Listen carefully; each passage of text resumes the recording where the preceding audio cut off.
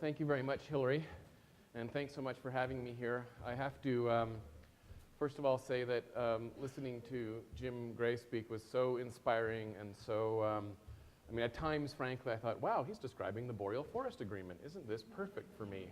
So, so many of the lessons that came out of that I thought were so, so right on for all the work we do.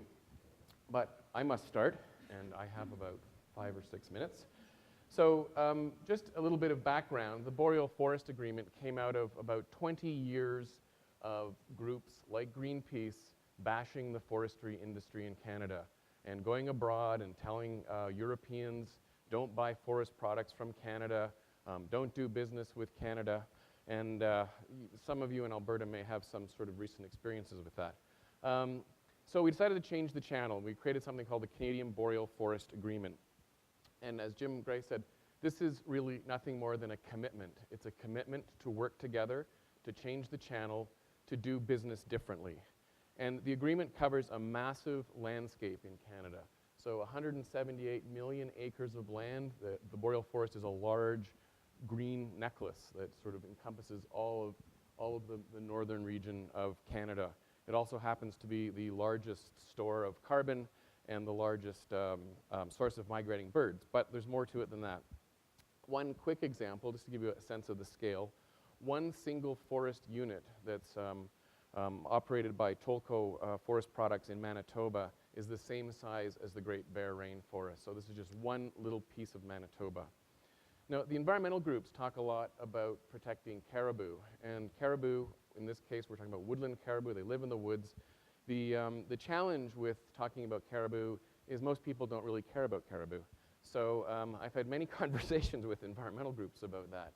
So the agreement, in fact, is about, it's much more about the people that live in the Boreal Forest. It's about changing the channel from what historically was jobs versus the environment to jobs and the environment. And it's, in getting back to the commitment, it's a commitment to work together, it's a commitment to trust each other, it's a commitment to do things in different ways.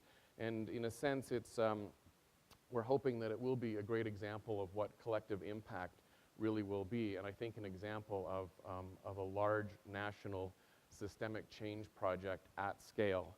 And when we talk about scale, I think Jim Gray also mentioned this idea of working incrementally. And just to give you a sense, there are about 120 people working across Canada right now in 7 provinces to implement the Boreal Forest Agreement. Many of those people are meeting weekly around tables with First Nations, with local governments, with forest companies and NGOs, trying to bang out solutions on the ground to protect forests and protect the communities that are benefiting from forest products. So it really is all about community sustainability and the economy. And a big part of it is changing how people think. And really what people need to do is start thinking like an ecosystem. And it's not just an ecosystem in a natural way, but it's an ecosystem of ideas, an ecosystem of people, and an ecosystem of communities. And it's shifting the mindsets of how people traditionally have worked together. One of the big challenges, there are over 600 Aboriginal communities in the Boreal Forest. Of course, very challenging working with all of them separately, but right now we have Aboriginal communities at almost every table across the country working to help implement the agreement. So what's success going to look like? At the end of the day, and again, this is we signed a commitment. It's essentially like a marriage contract to work together. The goals were almost absurd in terms of what people were hoping to achieve over 3 years.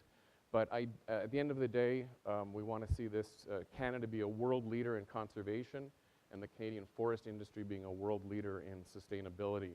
And I think that if we're successful, it'll also set a precedent around how people can work together on a very large, very challenging, transformative project to essentially move an entire sector in the country. And so the forest sector, as I'm sure you know, is a big part of the economy. They've been, I would say, quite amazing to work with. I spent a lot of time with Avram, our former CEO of the Forest Products Association, and we've in fact become good friends, and we canoe together and spend a lot of time together. So really a big part of this whole effort, and we've been working on it now for 5 years, is about building trust. And I think that if we can essentially build this level of trust, we can achieve quite significant things that, you know, excuse me, that we see on the agenda today that everyone else will be talking about this afternoon.